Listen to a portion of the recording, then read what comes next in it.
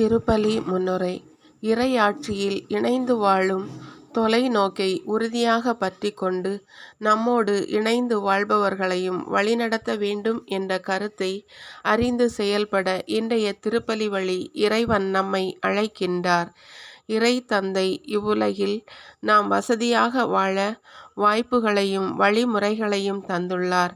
இதில் நாம் எதை இழக்கிறோம், எதை பெறுகிறோம் என்பதில் அல்ல, இறை ஆட்சியில் நுழையும் பொருட்டு நமக்கு கிடைக்க வேண்டிய வெகுமதிகளை இழக்க வேண்டிய நிலை வந்தாலும் நம்மோடு வாழும் நண்பர்களையும் உறவினர்களையும் நிலை வாழ்வுக்கு அழைத்து செல்வது நமது கடமை. பாவ பழக்க வழக்கங்களோடு ஒத்துப்போகாத நமது மனநிலை பரிசுத்தத்தை காத்து கொள்ள வட்டி, கமிஷன், தரகு போன்றவற்றை இழந்தாலும் அசல், அதாவது நமக்கு கொடுக்கப்பட்ட பொறுப்பை இழந்து விடாமல் அவருக்கு சரியான கணக்கை ஒப்புவித்து பாராட்டு பெறுவதே இறைவன் நம்மிடம் எதிர்பார்க்கும் பொறுப்புள்ள வாழ்க்கையாகும். இறைமகன் இயேசுவை போல எல்லாவற்றையும் இழக்க நேர்ந்தாலும் இறை திட்டத்தை இவ்வுலகில் வாழ்ந்து காட்டி தனது உடன் பணியாளர்களுக்கும் பொறுப்புகளை பகிர்ந்து உலக முடிவு வரை இறை திட்டம் தொடர்ந்து நிறைவேற வழிவகை செய்த இயேசுவை போல வாழ்ந்திடும் வரம் வேண்டி இன்றைய திருப்பலியில் இணைந்து ஜெபிப்போம். முதல் வாசக முன்னுரை. இன்றைய முதல் வாசகம் இறைவாக்கினர் ஆமோஸ் நூலிலிருந்து எடுக்கப்பட்டுள்ளது.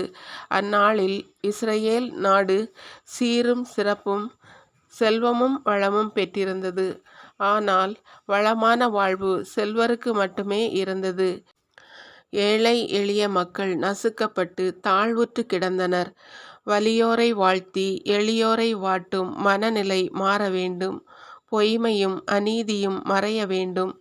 இனம் இனத்தையும் மனிதரையும் கசக்கி பிழியும் கொடுமை மறைய வேண்டும்.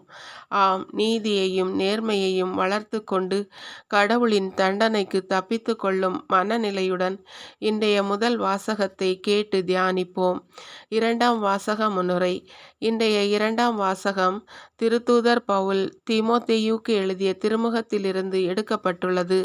அந்நாட்களில் வாழ்ந்த யூதர்கள் மறைவான ஞானம் என்ற கொள்கையை மக்களிடையே பரப்பி வந்தனர். அத்தகைய மறைவான ஞானமே மத கோட்பாடுகளை பாதுகாக்கும் என்று கூறி மக்களை தவறான வழியில் நடத்த முற்பட்டனர். புனித பவுல் அவர்களின் செயல்பாடுகளை கண்டிப்பதற்கு பதிலாக அவர்களின் உண்மையை கண்டுணரும் மனமாற்றத்திற்காக ஜெபிக்க அழைக்கிறார்.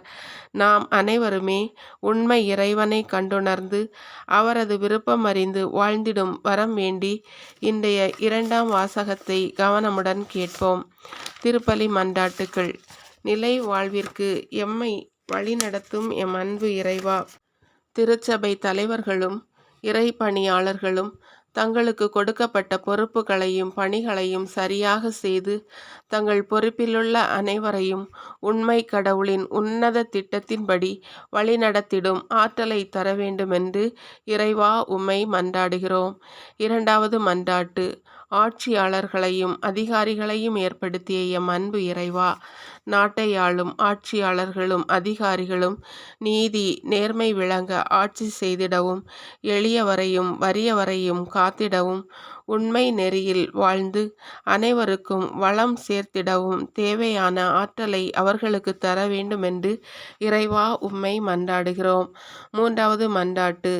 ஏழைகளுக்கும் திக்கற்ற பிள்ளைகளுக்கும் நீதி செய்யும் எம் அன்பு இறைவா, ஏழை எளியவர்களும் வறியவர்களும் கைவிடப்பட்டவர்களும் இயற்கை பேரிடர்களால் பாதிக்கப்பட்டு வீடு வாசல்களை இழந்து தவிக்கும் ஒவ்வொருவரையும் தங்கள் தேவைகள் சந்திக்கப்பட்டு பாதுகாப்புடன் நிறைவான வாழ்வு வாழ்ந்திட ஆவன செய்திடும் வரம் தர வேண்டுமென்று இறைவா உம்மை மன்றாடுகிறோம். நான்காவது மன்றாட்டு. உலகை புது படைப்பாக மாற்ற எண்ணிய எம் அன்பு இறைவா, இளைஞர்கள் மாணவர்கள் வாழ்வு மேம்பட வசதி வாய்ப்புகளை கொடையாக பெற்றவர்கள் அதை இளைய சமுதாய மேம்பட செலவிடும் மனதை அவர்களுக்கு தந்திட வேண்டுமென்று இறைவா உம்மை மன்றாடுகிறோம். ஐந்தாவது மன்றாட்டு. ஜெபிக்க எமக்கு கற்றுத்தந்த எம் அன்பு இறைவா, முதியவர்கள், நாட்டு தலைவர்கள், அதிகாரிகள், பெற்றோர்கள், இளைஞர்கள், மாணவர்கள், குழந்தைகள் ஒவ்வொருவருக்காகவும் அனுதினமும் ஜெபிக்கும் ஆற்றலையும் மனநிலையையும் எமக்கு தந்திட வேண்டுமென்று இறைவா உம்மை மன்றாடுகிறோம்.